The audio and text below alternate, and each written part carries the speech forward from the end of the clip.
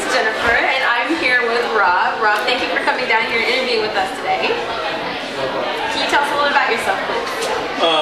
Rob Bird is the name. I'm originally from Charlotte, North Carolina. I've been in DC since '91 with Howard University as a finance major.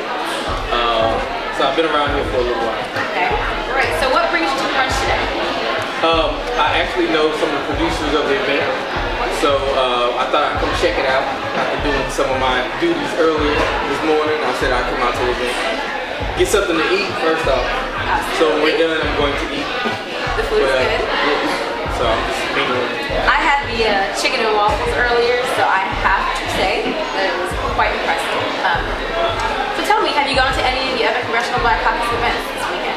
Well, unfortunately, I have not made it out to all the events this year. I also work for Montgomery County Public Schools on the fiscal side. So right now we're dealing with the budgets. It's been late nights, so I've missed most of the receptions. I've seen them all, and I have been out in previous years, but not this year. This is my first one actually for the year. Okay, great. So would you say that the CBC is something that's really important for young Black people to make an appearance at?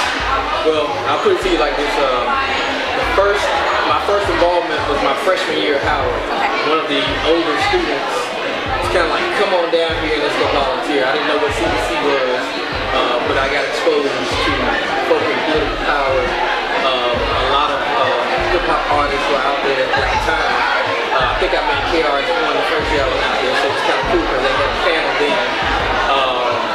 And you know, I started seeing they were talking about lawmaking and influence of the people, and amongst Black folk. So it was pretty good to get that exposure early.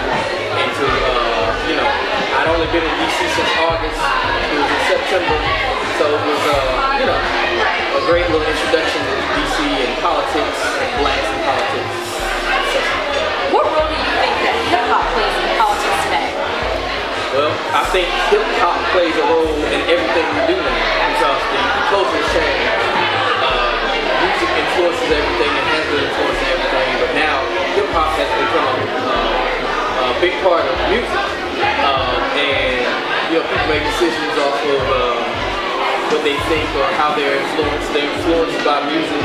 So those who, the lyricists, those who provide information through hip-hop, they're helping influence what people stand for. I mean, if you look at the last election, and people getting involved in Twittering and Facebook and everything else, all the social networks, a lot of that I think is influenced by the new culture, and I think hip-hop is a part of that as well.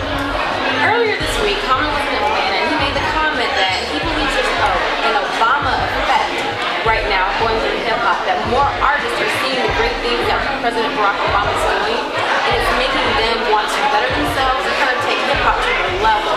Interestingly enough, Gladys Knight said on the converse of that hip-hop music has evolved to vulgarities and just improper language, and that it's not doing anything to further African Americans. So, do they both have a point? Is Barack Obama perhaps shifting people's minds to be a little bit more conscious, or do you think that it's not really having an effect, and we're going to continue to see some music that's not quite for our community?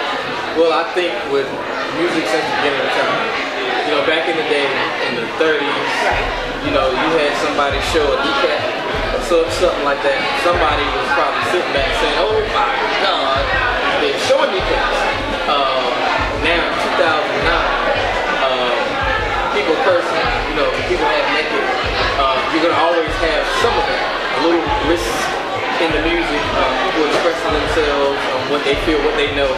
You know, believe it or not, you know, when you're involved in your communities and stuff like that, you see the people who actually have come out of those communities but are now hip-hop artists.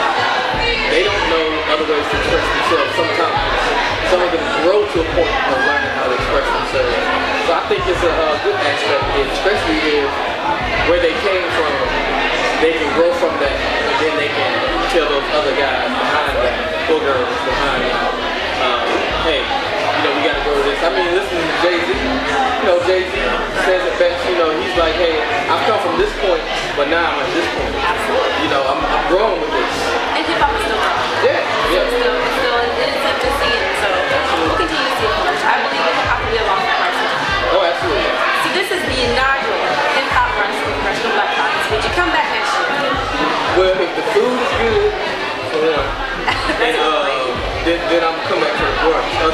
stand outside and just talk to everybody.